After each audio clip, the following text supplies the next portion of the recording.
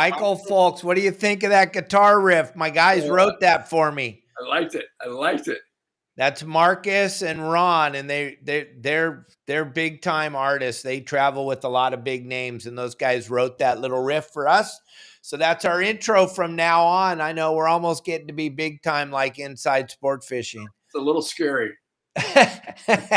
So, gang, we are blessed today to have John from River Cats Tackle. You guys have been watching him. I've been watching him. We've been together on a bunch of podcasts and live fishing shows.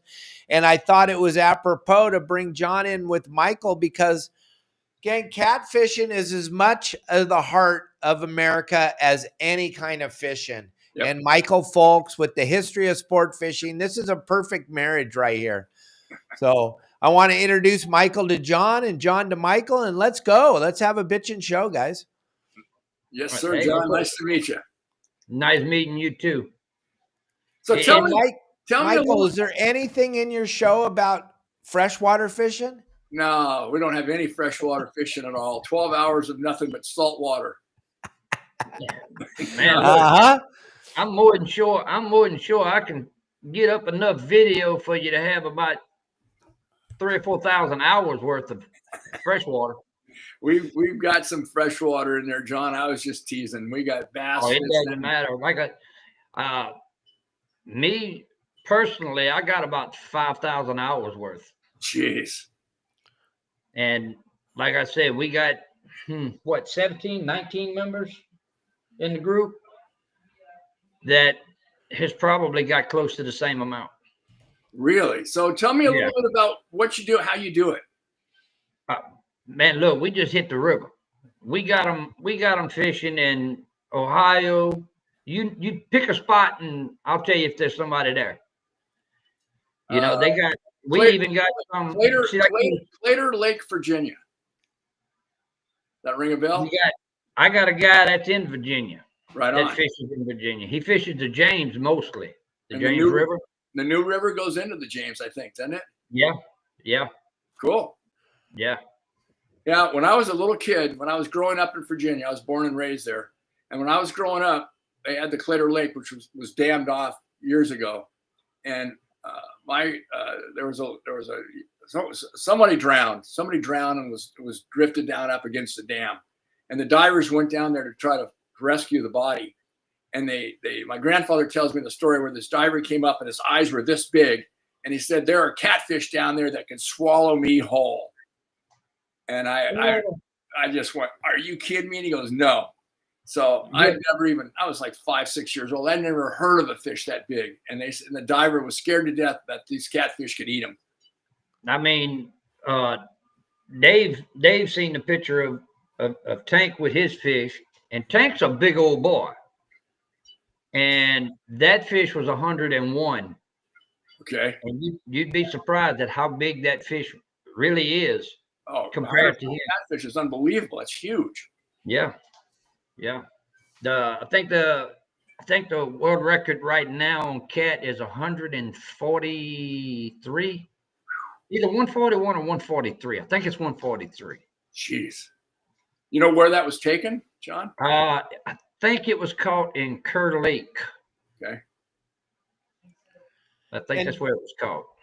So what John, go ahead, Tom. We got quite a few pro staff of you guys jumping on here. If any of your pro staff wants to jump on with Michael and I, that would be fine. They have the link. You guys have the link. I'll bring you in here. Michael and I have a lot of questions about this catfishing thing, and we'd love to entertain any of you guys that want to jump on here. Or if you just have questions or stuff you want to talk about, feel free to throw it up here on the screen. We'll be more than happy to answer any comments you have. And this is kind of exciting for Michael and I because this is a world that the two of us really didn't get an opportunity to do. We're born out here on the West Coast. And Southern California, fishermen, Laguna Beach, Dana Point. That's kind of what we did. Catfishing was kind of something.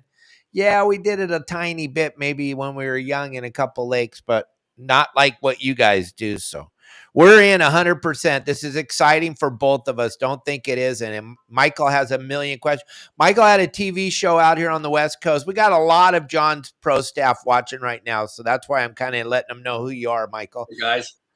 Michael had a TV show that we grew up on the West Coast watching. It was called Inside Sport Fishing, and it was our connection to our sport on the West Coast. So Michael's put together a docu-series called The History of Sport Fishing. I'm going to have the QR code up on the screen right below my chin. I want to block me out because this is more about Michael and John talking about fishing than it is me today. So that's what's going on here today. So that's where we're at. And Michael and John are going to have a conversation, and you're all invited to hang out with us. Don't you go anywhere. There you go. Well, I ain't going nowhere. I'm trying to recruit people.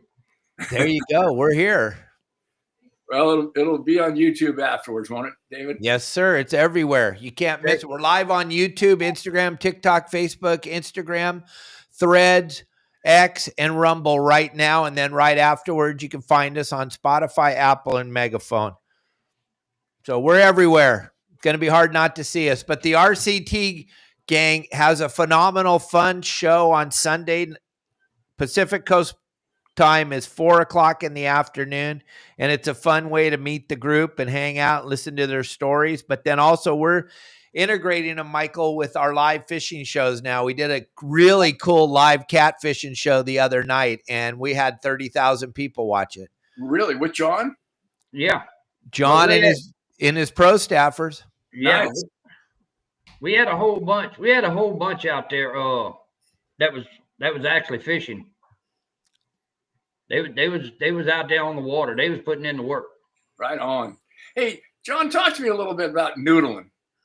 Man, I don't fool with that. I don't look. They do it up north. They do it up north because I mean they pretty much know what they have in their water. Down here, it's a different ball game. You taking a chance with a snake, an alligator, a turtle. There ain't no telling what's going to be in that hole. You couldn't pay me enough to do that. I'm not going to do it. And I'm born and raised here, and I'm not doing it. I done seen too many injuries. When you say injuries, what are some of the things that you've seen happen from fingers missing? What? Fingers missing? Yeah. What do you think? From turtles? Turtle. Yeah. Yeah. Water moccasins? I ain't going that route. No. No. We used to, Dave and I grew up here in Southern California, so we used to go out and fish, every chance we had. And, in the middle of the day, we get hot, we just all take our shirts off and dive in and swim under the boat and just get cooled off. And then they released a movie. I think Steven Spielberg released a movie about 50 years ago called Jaws. I don't swim under the boats anymore. Believe it or not, we got another river here in Louisiana. It's the Chafalaya River. And you would not, it'll surprise you at the amount of bull sharks that's in that water. Yeah, in the shallow water, huh? The fresh. Actually, they've been caught in deeper water also. Really? Yeah. Huh. Yeah. They're an aggressive shark. They're an aggressive shark. It's hard to believe sharks are in fresh water. That's the hardest thing for our people to wrap their head around. Yep. And John's down in Louisiana, Michael, where this is what I was told a long time ago about everything in the water in Louisiana wants to eat you. Pretty much. Everything on land wants to eat you or bite you or sting you. Yeah. Well, I mean, right now, when it is hot as it is right now, it's not wise to be out at dark. Yeah. There's a couple of mosquitoes there. You get a blood transfusion quick. I was going to say that's the state bird, isn't it? John?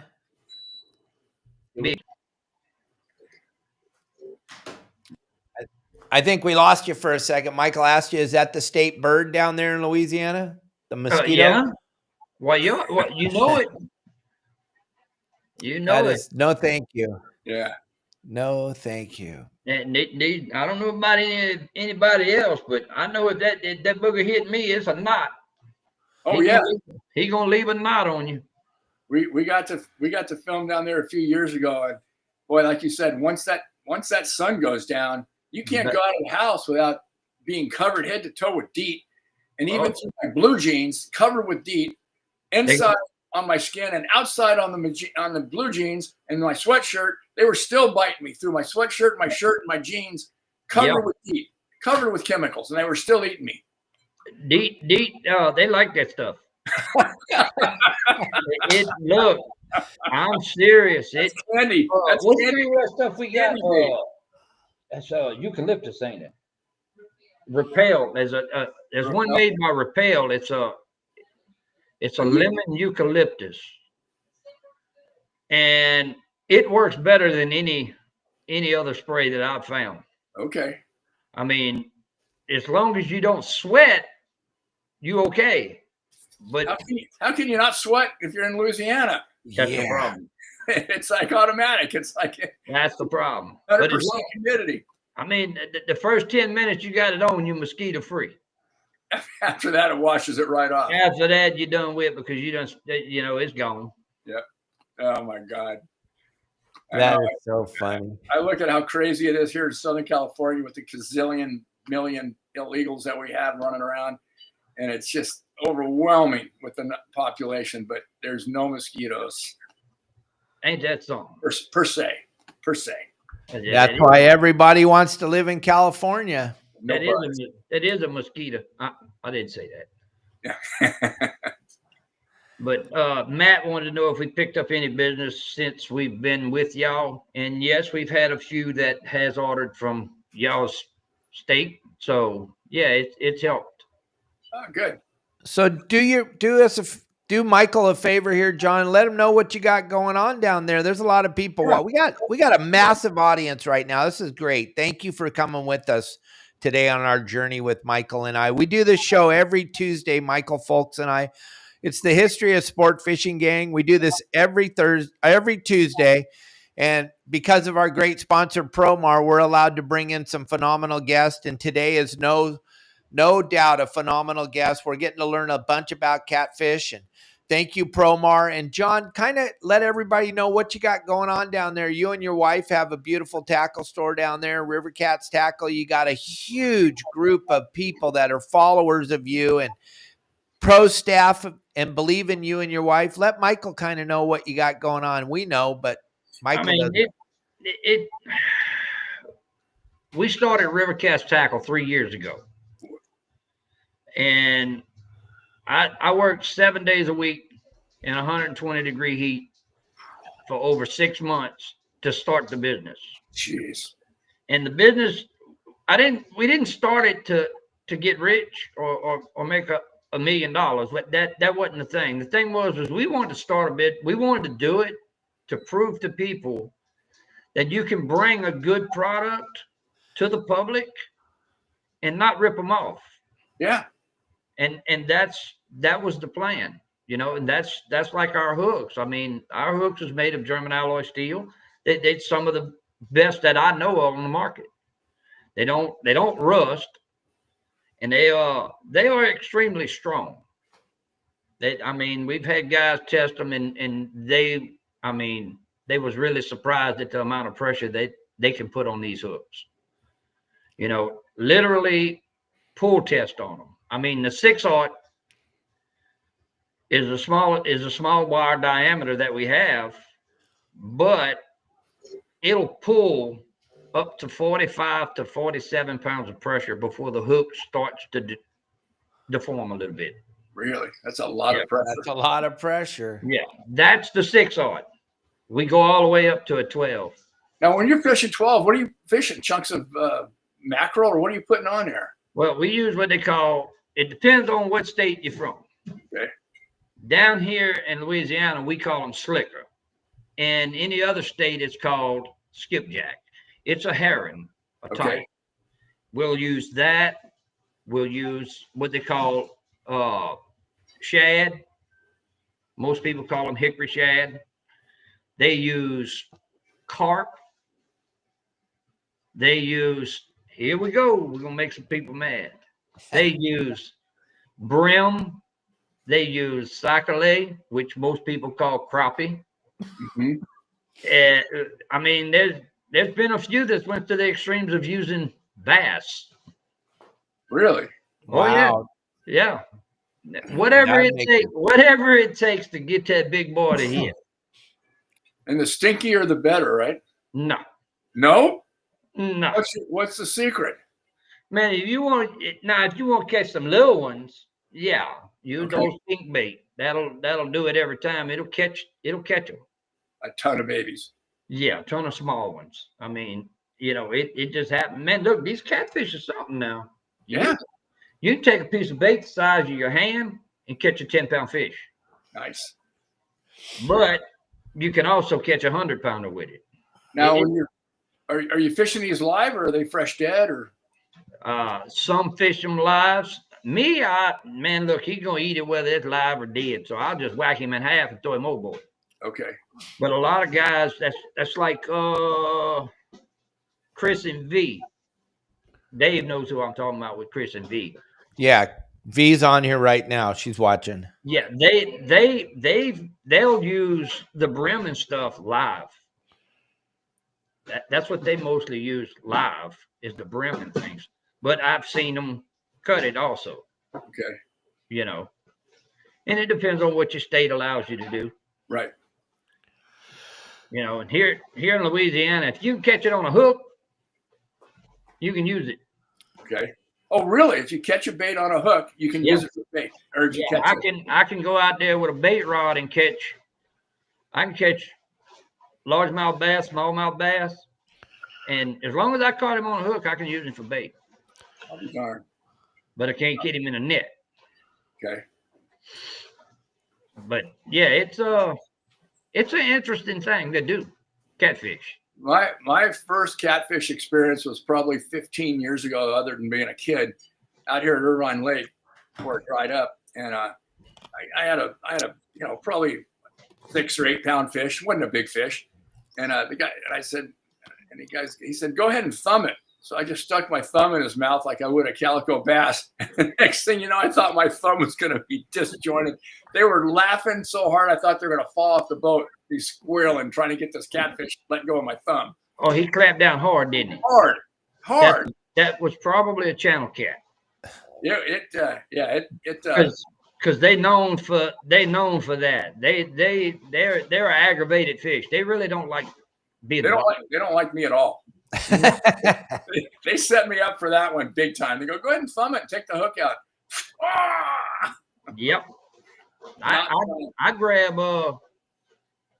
grab any size from 5 pounds to 100 pounds. I'll grab them. Not through the mouth. You grab them behind the neck, right? Oh, no. I put that hand right down in there and grab them on the bottom jaw. Yeah. Oh, you grab them this way, but Yeah. not this way. So you're grabbing like this. Oh, I grab the little ones by the thumb. Yeah, but the big ones you're grabbing like this and taking control of their lower jaw. You're not going like this and trying to hold them. No, I do that with like 15, 20 pounders. Yeah, I tore my hand off. You can lose some skin, trust me. Oh, I did. They were laughing so hard. Yep. Talk to me a little bit about, I've seen her on TV. I can't remember her name. Is a real cute little girl that noodles. Hannah, something like that. Hannah Barron. I got kicked off their Facebook group and all that. What'd you do, John? What'd you do? I spoke the truth. Yeah, which is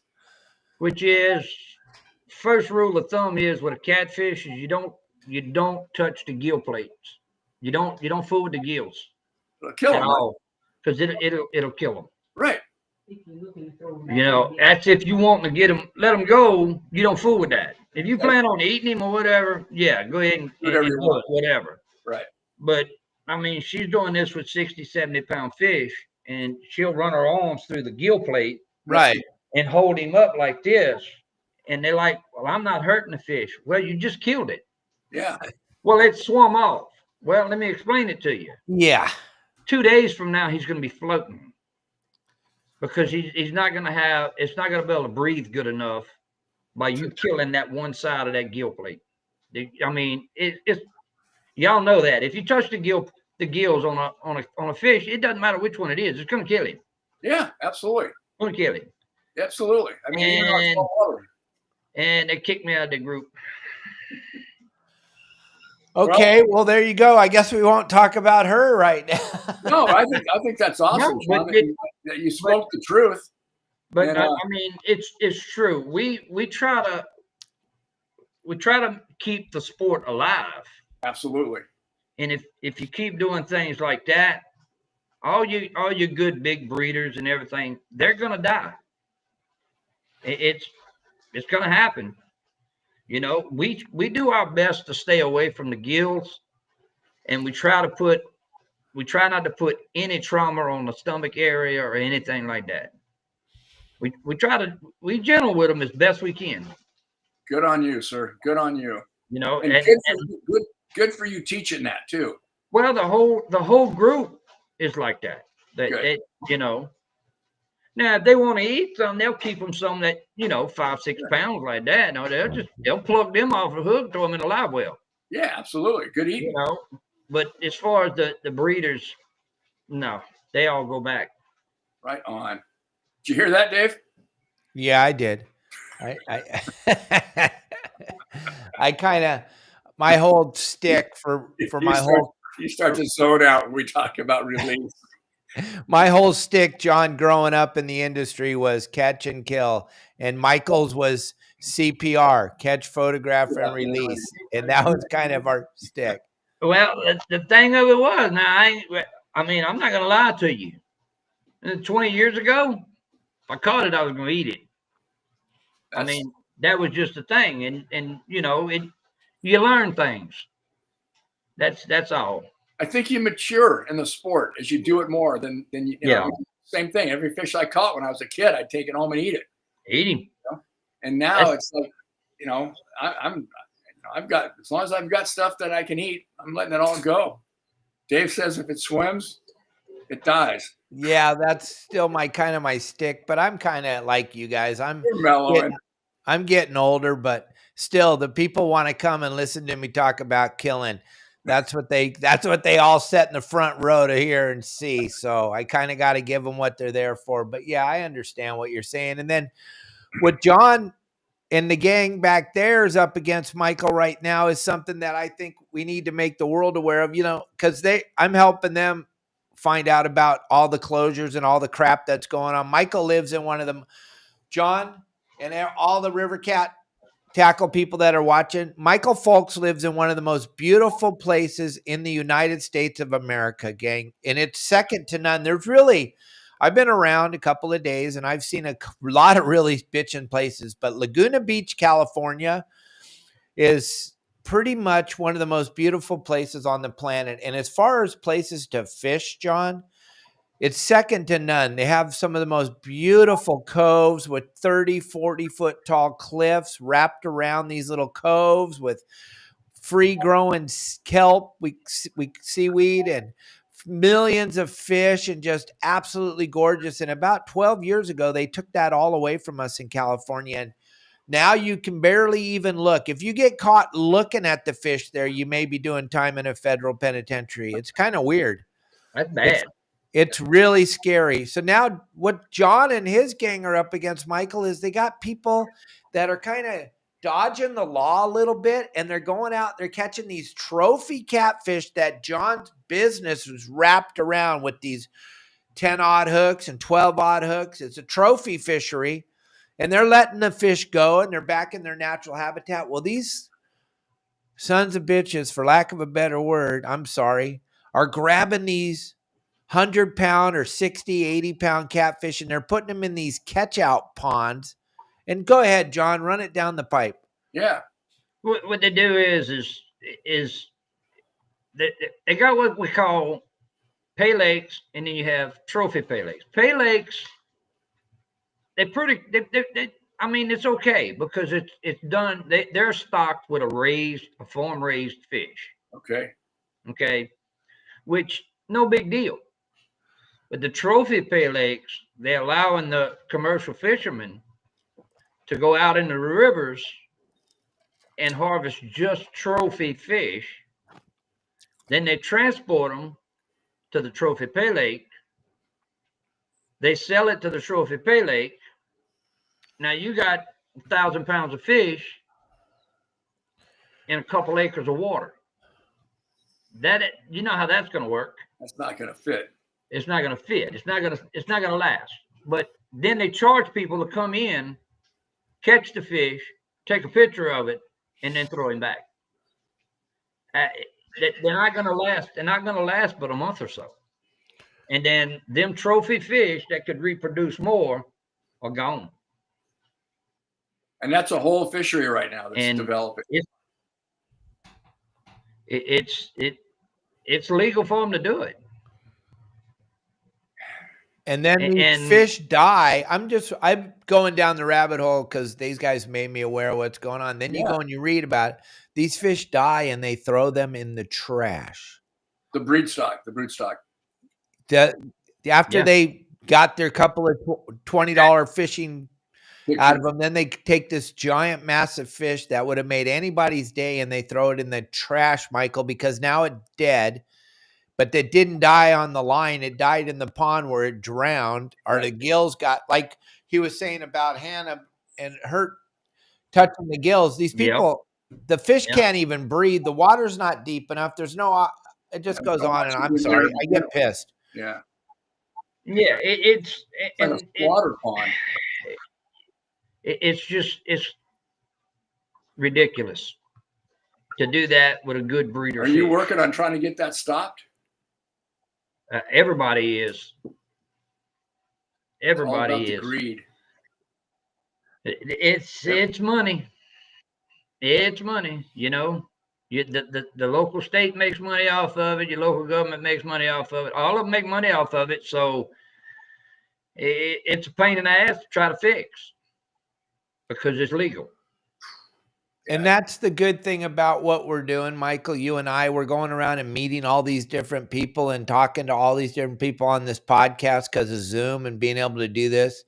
And we're learning more about our industry that we both love. And it's kind of been our passion. So I believe in my heart that if we grab the group here at River Cat Tackle and all across the country, and we all start to work together to one big group, and we show up to these meetings, these Zoom meetings as a big united group, we can stop this madness. And it's what it is. It's madness. And Michael Folks has a whole chapter in his History of Sport Fishing Gang where Frank Lopresti and a lot of people talk about how the United States of America is on a mission to stop us from fishing, which is ludicrous. Not necessarily the United States, but there's an extreme group of environmentalists that live in the United States. They live in the United States, and their objective is to ban fishing across the country.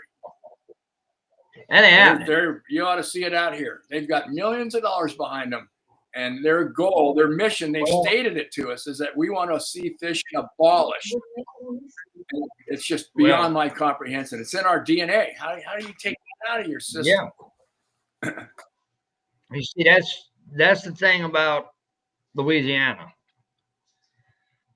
These people ain't right. These fishermen, they're not right. And if you try to do that,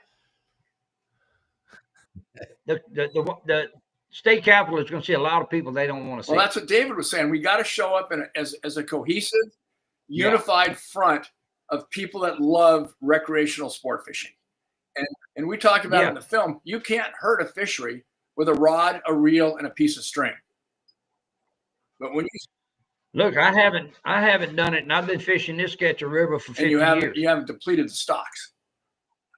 Not at all. I don't Nowhere care. near it. Yeah, I don't care how good of an angler you are. You can't hurt a fishery with a single rod, a piece of string, and a hook. But you start doing, you know, all these long lines and all these, rat traps and stuff. I mean, and then taking the broodstock and moving them into a pond so they can get caught 3 or 4 times before they die for pictures. That to me is just, it's almost has a moral bankruptcy to it. Yeah. Yeah. I mean, they've really, really hurt the Ohio on that standpoint with that, because Ohio has lock and dam systems on the Ohio River. And they'll go in and they'll clean out one pool and then move to the next one. And they're taking the broodstock out of that water for all intent and purposes.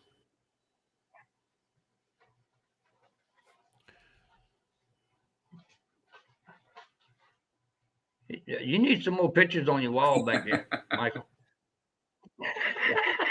I kind of ran out of room here. Yeah, it looks that way. Looks like you got quite a few rods on the Let me see if I ceiling can too. tilt this up a little bit. I don't know if it's going to look. It's all locked off. It's a museum. Oh, I can see It's it. a definite museum, John. Oh, I can talk tell. about being obsessed. I've fished since I could walk, and I love every aspect of it. And the historical stuff, these old pictures and old rods. These rods are all from the 30s, 40s, 50s.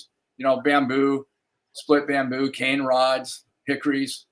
You know, all that whole lineup behind me is the Pin series, the Pin Senator series, all the way from a 16-aught down to a 1-aught. So I love going to swap meets and garage sales and picking up people's old tackle and cleaning it up and putting it on a shelf. My best friend I fished with for life, he thinks I'm out of my mind. He can't understand why I the old stuff. I got a friend of mine that has an old reel. I can't remember what he said, who made it, but it's back when your drag system was a piece of leather. Thumb drag, yes, sir. That's what he has. He has one of them. That was before Beauchene actually came up with the Star Drag. It was just a leather thumb drag. That's all you had to stop the fish with. And the reels, a lot of the reels were geared so there was no neutral. There was either it wound this way, and when the fish ran, that handle spun backwards. So you couldn't disengage the handle, and it just bust up. You call them knuckle busters. They just bust up your hand. The Tuna Club, actually in Avalon, had a surgeon on staff because all these people would come in with bosun fingers and stuff, and you know, it was fishing those big game with that. That was hardcore. Absolutely, that was absolutely hardcore. That's when you know you love the sport. Hey, it's I'd like to volunteer, and I'm sure you and David have already talked about this, but if you guys have any issues coming up that you need support from other anglers, not necessarily within the state, but we'd be more than happy to, you know, if you've got a friend of mine just said the other day, it takes 3 votes on a Tuesday evening to pass a law at a city council meeting. 3 votes. Well, I got run out of city council meeting. You got run out? Well, yeah, they said if I come back again, I'm going to jail. They can't do that, but I mean, it's Oh, they wait at the door for me. It's I mean, I'm the type that's going to speak my piece. I mean, I'm not going to say nothing out of the way, but I'm going to speak my piece about things. Thank God you do. And most people don't like that. Well, if it's against their agenda, they don't like it. But you're speaking from your heart, and you're speaking from knowledge about what these fish need to survive and thrive. And if they're abusing it, you need to speak up, or they're not going to have any fishery. Yeah. Did y'all lose me? You're good. You're good. What I think the coolest thing they've done for us, John, guys like myself and you, Michael's a very eloquent speaker. Myself and you, we speak from the heart, and we let the heart take over real quick, and we don't let our brain catch up to our heart, and we're just spewing that garbage out there that they don't want to hear. It's our truth, and it's the truth, and they think it's garbage. But now these new Zoom meetings that we get to attend, they can't see us, John. And I'm going to let everybody in on it because the Zoom meetings, you guys have them in Louisiana, you have them in Virginia, you have them in Ohio, you have them in Iowa. The really cool thing about it is, gang, I'm just going to tell you because the the other side does this all the time. You can be anybody you want on a Zoom meeting. You can be Joe Blow from Idaho. You can be Johnny Big Balls. You can be whatever you want to be. You can make your name whatever it is. They don't know. I mean, it's just like voter ID in California. They don't know. There's no voter ID in California. That's why it's such a mess right now. But these Zoom meetings, we can all attend. It doesn't matter what your name is. If there's 2,000 of us that attend that Zoom meeting, they're going to stand up and they're going to go, wait a minute, maybe we shouldn't let them take these big catfish for pay. Wait, maybe they shouldn't take Laguna Beach, California away from the fishermen Florida, I got some of the biggest influencers in Florida all wanting to jump on the bandwagon with me now because they saw what we did in California with the sand bass. I got Josh. If you guys look at Josh is a big deal. Black Tip H. He was one of the first people to the feeding trough when YouTube first started. He was the first fisherman there. He's got 3.5 million followers. Yep. He wants to be involved with Your Saltwater Guide because they're trying to close down Florida, a whole bunch of Florida. They're trying to sell all that government land that was used for state parks and everything. They're trying to sell it now and build golf courses and stuff and stop you from accessing the fishery. And these guys understand now, this is all we have is our words. And we can all show up and we can change this. The days of not being able to change things, those left the building now. They got to let us in, John. They got to. And if we show up in numbers, that makes the difference. So people think, what can I do as an individual? What I say or what I think doesn't make any difference. But that's not true. What you do say and what you do feel and how you show up and present yourself makes a difference. And we multiply that times hundreds. Then all of a sudden we're a voice that has to be reckoned with. And you can't take a 3-man city council and create a law that's not wanted by the vast majority of the people that use the resource.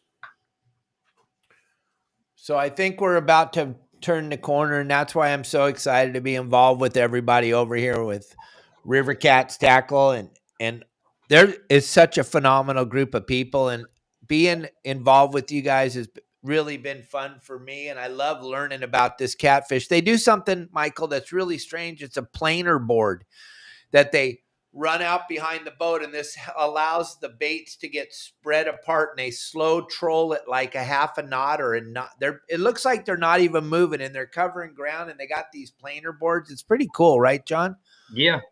What they do is they usually make a pass with the graph and see if there's anything laying, and then they'll make that loop back around. They'll throw out, get the planer board set, and then they'll just ease through, and it works. I seen it work, but I never seen anything like it, Michael. And you cover a wide path.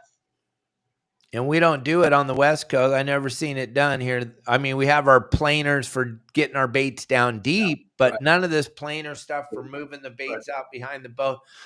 Almost like almost like our outriggers, except that these are planer and they're keeping the bait down low too. Yeah.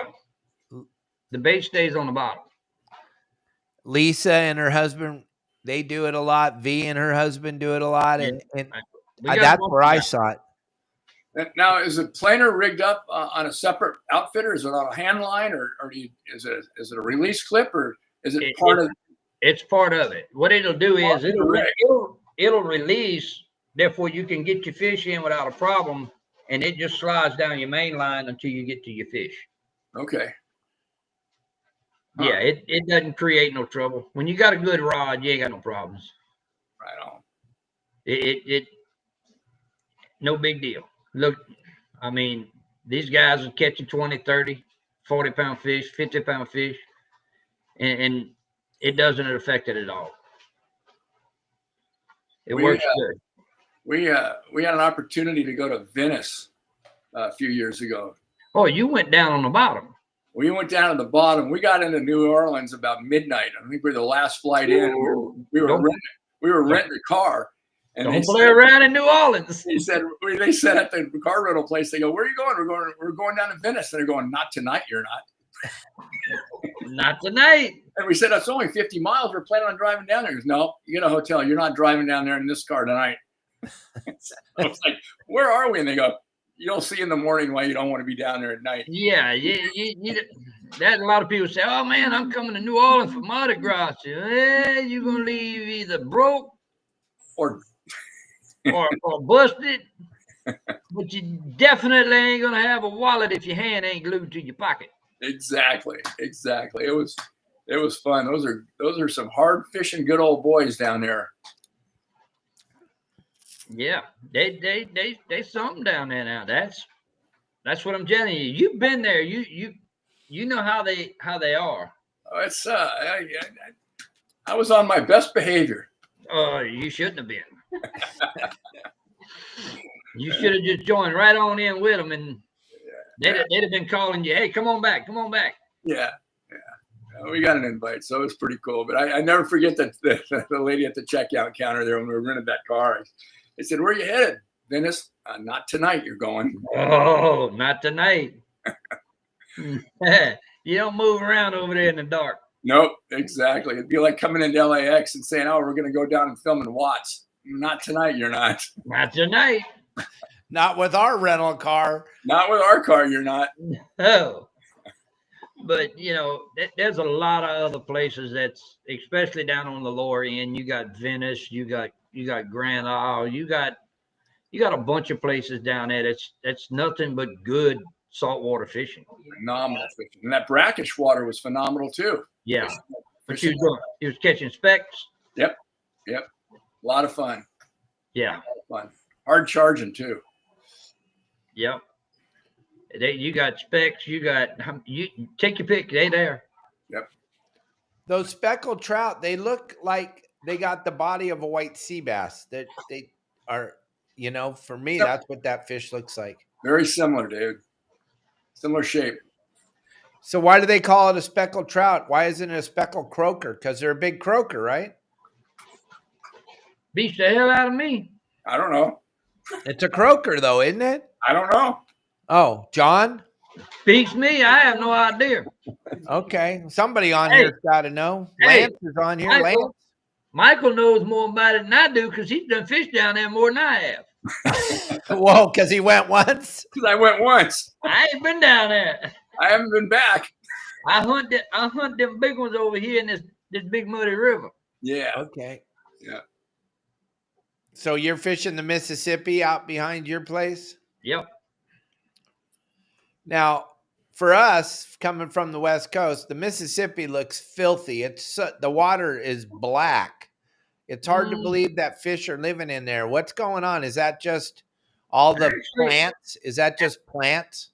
It depends on where you're at. Okay.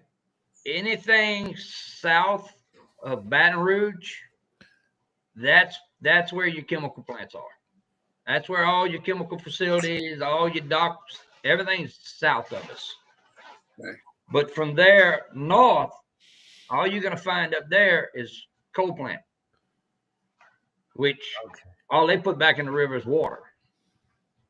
It's natural, it's not bad. It's not no chemicals. It doesn't have all the chemicals or anything to the northern end. So the water's dirtier below Baton Rouge? Chemical wise, yes. Okay. As far as clarity, it depends on the river height, on what level, what stage it's at. That's like right now, we're running at 30. I think it's 30 foot, which is just a little bit below flood stage for us. What they consider flood stage, I think it's 35. And that, it brings a lot of muddy water and silt and stuff off the banks from up north coming all the way down.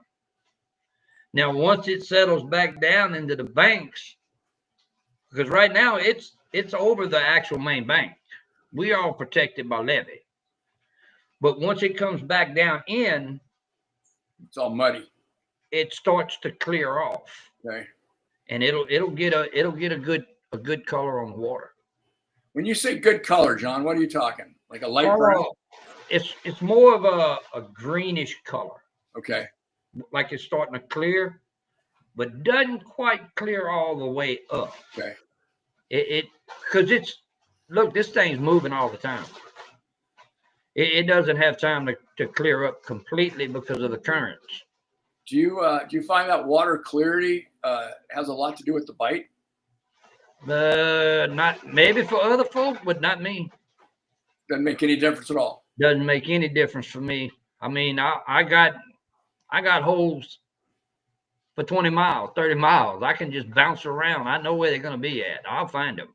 So when you say a hole, talk to me about what the topography is underneath that area, along that riverbed. What's the hole look like on your chart? What happens is they're all different, but Okay. most of the time there's a point that will stick out into the river. Okay. And what it does, it creates a scour. Okay. A back eddy. And make a back eddy. And after so many years, that back eddy just steady washing, that booger changes the contour of the bottom. I mean, crazy. So there's it actually a whirlpool. I got one over here that you come 15 foot off the bank. It's only 12, 14 foot of water. And then you go another 5 foot. And then it drops off to like 70. Shoo. Oh, wow. Right? Really? That big of a difference? Yeah, it'll drop off to like 70. And then you can troll on a little more and it'll come back up to like 65 or so. And then you move over a little more and then it'll drop off to 120, 130. Whoa. And then go on around the corner some more and it'll come right on back up. I mean, that hole over there, I can fish from 22 foot of water to 130. Holy crap. And stay in that one area. I had no idea. Oh, it changes every day. Do you think those fish like it because is it colder water down there? Or? Well, what they do is they'll set behind them points in that slack water. Right. And they'll catch that bait fish coming. It's coming off. Okay. They'll ambush them. Yep. And that's what they do a lot. But if you're in lakes, it's a big difference in lakes. But you'd have to get Chris or V on here for that one because they do a lot of lake fishing. Whole different fishery. It's a whole different ball game. You know, most of their lakes, like V and M in Ohio, most of their lakes they have to deal with thermocline. Right. That's what I was thinking. Temperature wise, that's what I was. I don't deal with that. I don't have that problem over here because mine's always moving. It's moving. Nothing's settling down. No, it doesn't stop. It steady moves. There's no stopping. I mean, you jump off over here in the river with a life jacket on, and I can what time is it? Almost 10 minutes to 3 here. You hit the river. You jump out in the river over here with a life jacket. I can pretty much almost bet you, if you don't hang up on something, right? I can pretty much bet you in about 4 hours you'll be in Baton Rouge.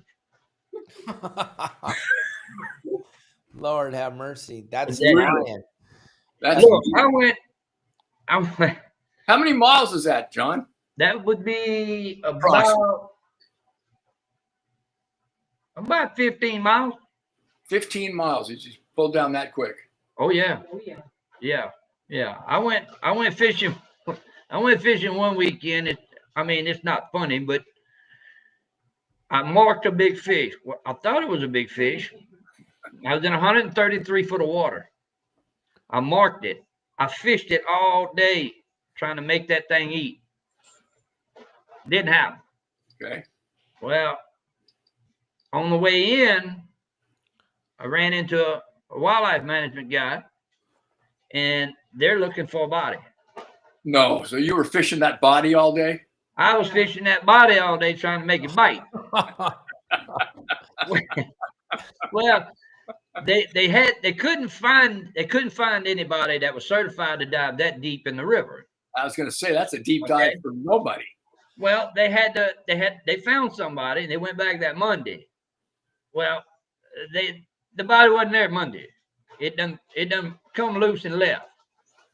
2 days after that, they found it about 15 or 25 miles below Baton Rouge. And that wasn't but a couple of days. Jeez. Yeah, it don't stop. It steady moves. So the bottom changes all the time. If you don't have a back eddy and you fishing some of your main run river, not going to happen. You can fish it, but it's going to change. It's going to change. So if the river comes up 15, 20 foot and then goes back down a month later, everything that you had on that flat run bottom is gone. It's different. Yep.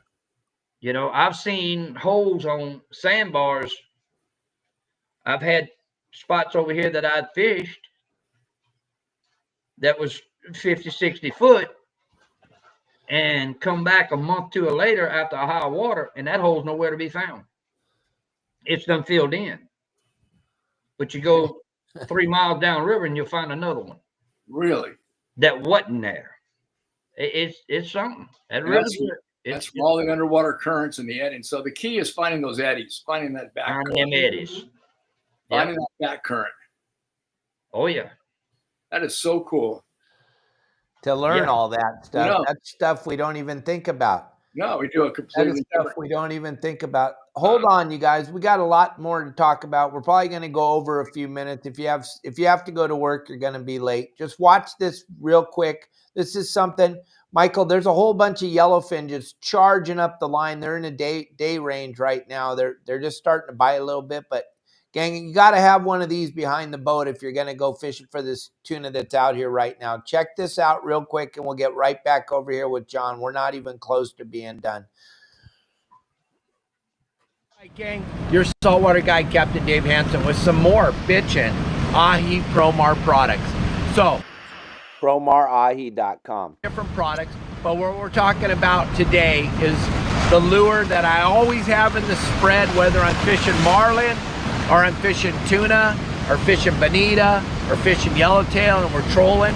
We always have the 6-inch wood cedar plug color, the natural color cedar plug. This is by Ahi, Promar Ahi. You go to the store, look at the cedar plug variety. They have the daisy chains, but I'm telling you, you always have to have the natural wood in the pattern behind the boat. What eats these? Marlin, wahoo, tuna, dorado, yellowtail, bonita. People have even caught white sea bass on them, trolling along the edges of the kelp. I'm telling you, the cedar plug, the natural color, 6-inch by so check out the 6-inch natural wood colored cedar plug and all the other products over PromarAhi.com. Thank you.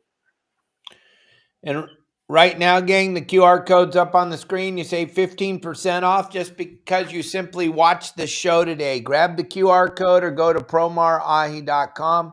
Type in the code YSWG and you're going to save 15% as you're checking out. You won't even believe all the products over there.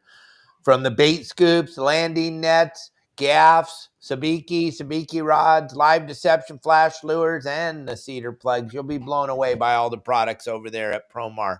So go check it out, gang. And Michael, we got a little bit of time left. I want all the people that are watching that don't know what Michael's got going on. The history of sport fishing, John, this is all about our life. This is all about why you and Stephanie and everybody else in the River Cats Tackle Group is involved in the fishing industry. It's because our forefathers did something that we can't even comprehend, really. And Michael and I love to tell this story because it kind of makes everybody set up a little bit taller in their seats when you hear about this. This is kind of insane, gang. Most of you don't even know this because they didn't teach this in school. In the history classes when we grew up, this is something they didn't teach, but they should have, because this is the history of the United States of America. Michael, I want you to go into this, the whole thing about fishing in the United States of America and how the Declaration of Independence was written and who it was written by and who these people were that fought to make this the greatest country in the world. Well, somebody asked on one of our first shows, what was the most interesting thing that you found while you were doing your research for the history of sport fishing? And this one thing, John, I don't know if you've heard of it, the Schuylkill River. It's up in where Philadelphia is now. Yeah. There was a group of guys up there that formed this club called the Schuylkill Fishing Club in 1732. And basically, they were fly fishermen. And they got together under the guise of a fishing club so they could talk about what it would take to declare our independence from Great Britain. You might have heard of some of these guys: George Washington, Patrick Henry, Benjamin Franklin, John Hancock. I mean, those are some of the guys that were in this club. All this stuff's been historically documented. The club's still functioning today. It's the oldest functioning social club in the English-speaking language. And these guys got together under the premise of a fishing club so they could work on and develop and write the Declaration of Independence and the Constitution of the United States. They were written by fishermen.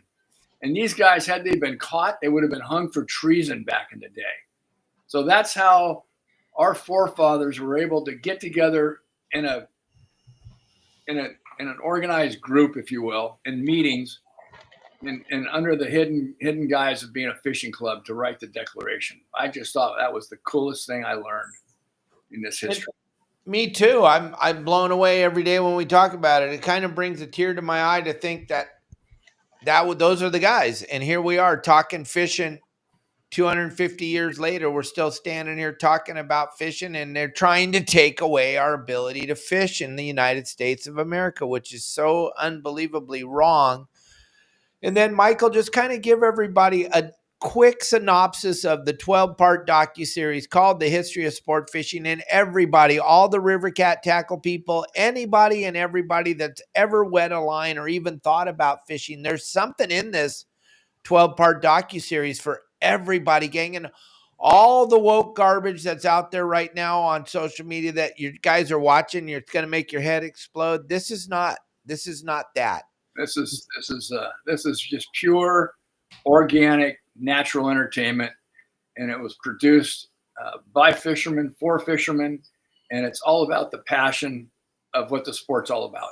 And it covers everything from the first known painting of a rod and reel in the 300 era of the Chinese Song dynasty, all the way through to contemporary tournaments and conservation efforts and kids and taking care of our resources and the lessons that we've learned and the trials and errors of different types of fisheries that have been tried. And it just supports the sport across the board. I had a friend called me the other day and said, I sat down to watch this. My wife was sitting with me and she goes, "What are you going to watch?" She goes, "I want to watch this fishing show." She goes, "I hate fishing." And the next thing I know, she's going, "Hey, go to part 2, go to part 3. So his wife that didn't even like to fish sat with him and binge watched almost the entire series in one shot. So it's got something in there for everything. It's definitely a fishing show, but it's all about America, American history, and basically being proud to be an American and being proud to be a fisherman. That's what it's about. Pretty simple. Pretty simple. Pretty simple. I'm gonna inform you though, if you decide to come fish with old John, I ain't using no boards. I'm a lazy fisherman. I'm gonna get in that deep hole where them babies is laying, and I'm gonna put that bait out there, and I'm gonna just sit back and relax. I love it. I love it. So you're fishing right off the bottom in these holes, right? Oh yeah. Really? Yeah. Right on the bottom. Right down in there. Right down in the mud. Right on the bottom. Well, it depends on where you're at on the river. Right. Right. You can go from rock, mud, or sand. You can take your pick. It's all here. It surprises me that the catfish would be on a gravel bottom for some reason. Just my instincts tell me they'd for the mud or the sand. Most of the rock we have it has been put in the river by Corps of Engineers. Okay. To protect erosion. Okay, so it's not really a natural rock bottom. No, it's not a rock bottom. Okay. I mean, there ain't much sets in one spot on the bottom in the middle. It's moving too fast. All right. I've seen it move them rock piles 100 yards downriver. So I got a question for you. Do you think the fish that are in those rivers, like the Mississippi, are going to fight? Because they got to fight all day just to stay where they're at, to stay in that hole or whatever. When you hook them, they're going to fight a little. They're going to be a little more aggressive than the ones that you're catching in the lakes. In my opinion, yeah, but I would think so. I got what I call a runner. Okay. If you catch one, to me, I call him a runner. My biggest fish was 100 pounds, but the fish was lean. He wasn't just laid up in holes eating. He was pretty stout, and that was a 45-minute fight. Whew.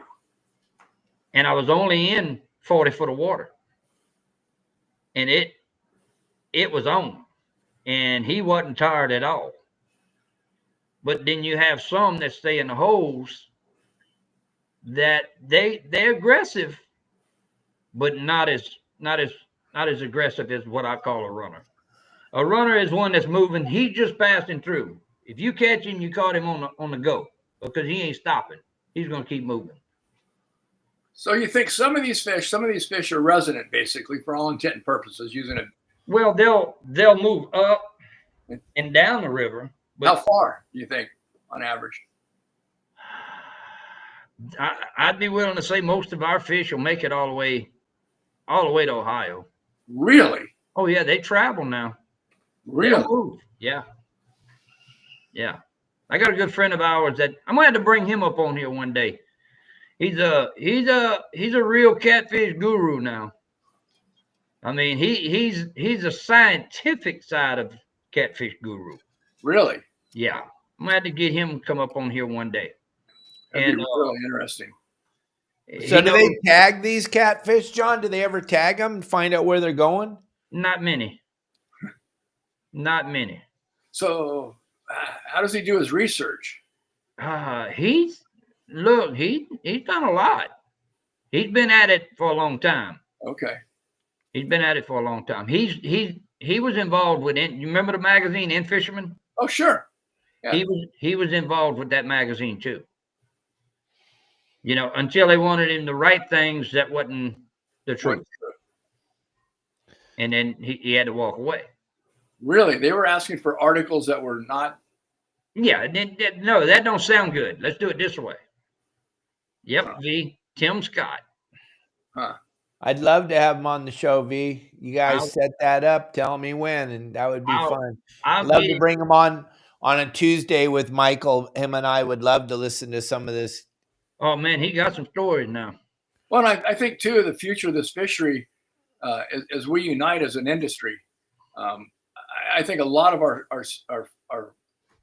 chances of survival, keeping the sport alive, is going to be based on science, you know, on these studies that are being done. And I think anything that we can do that supports the science behind the closures or not closures or limits or not limits, whatever we're talking about. But I think it needs to be based on science and not politics.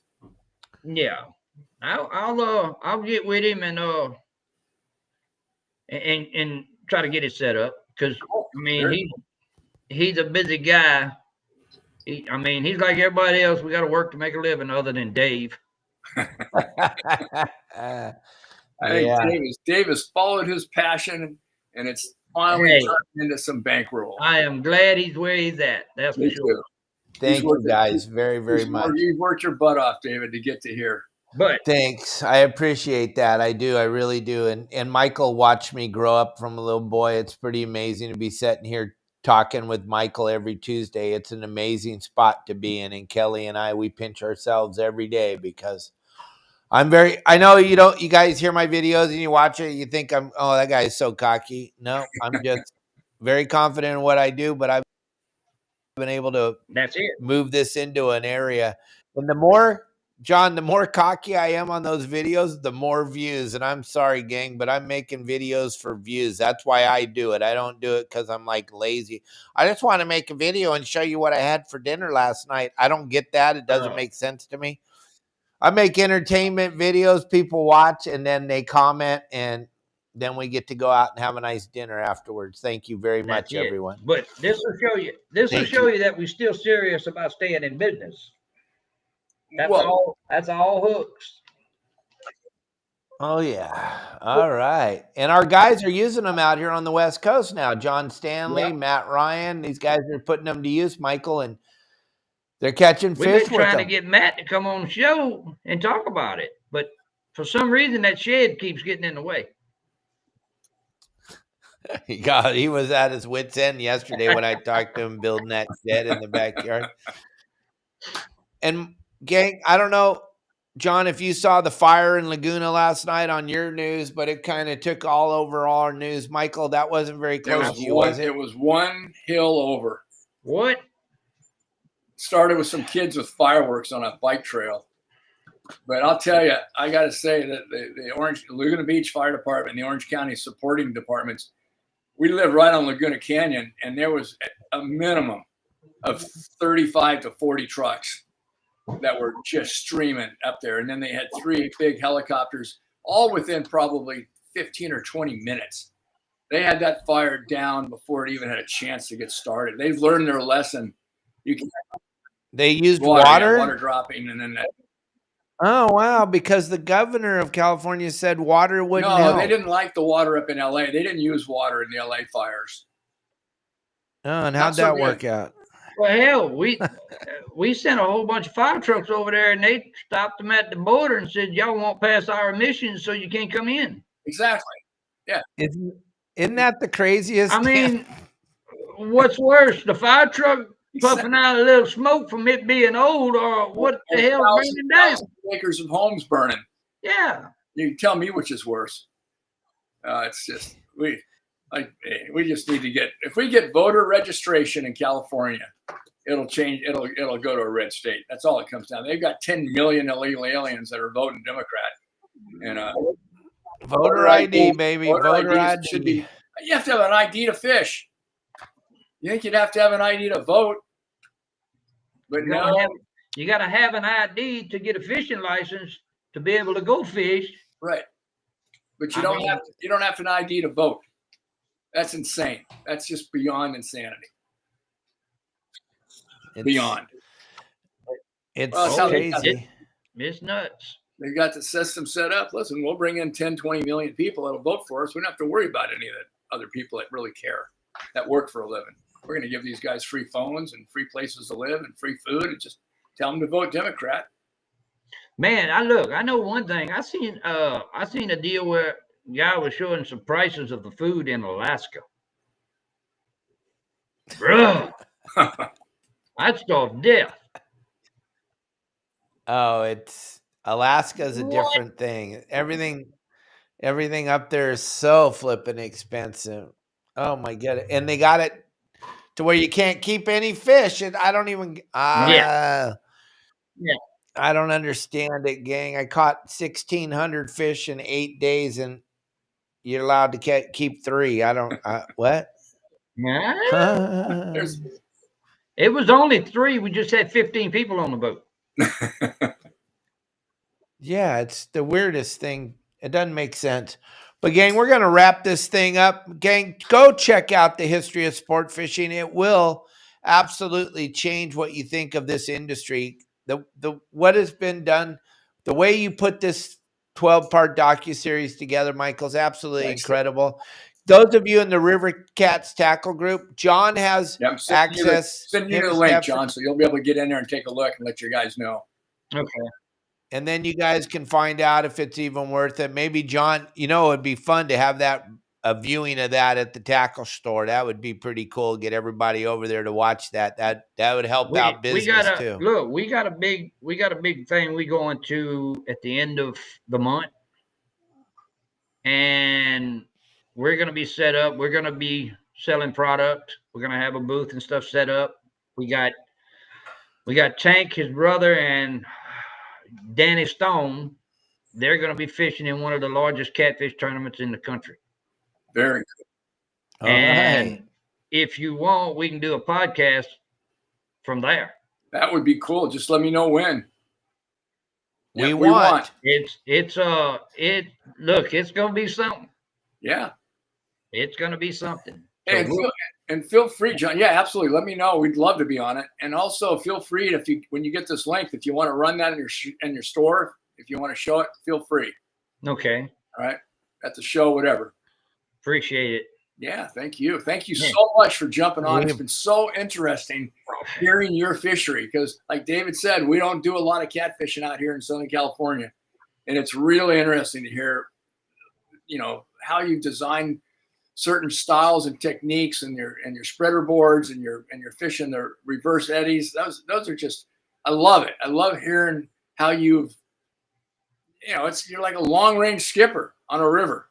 And that's like our hooks. I mean, these hooks was designed for catfish, but it was designed by catfishermen. So exactly.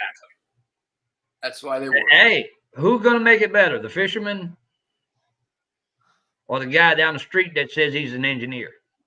I would say the fisherman. Yeah, the fisherman always.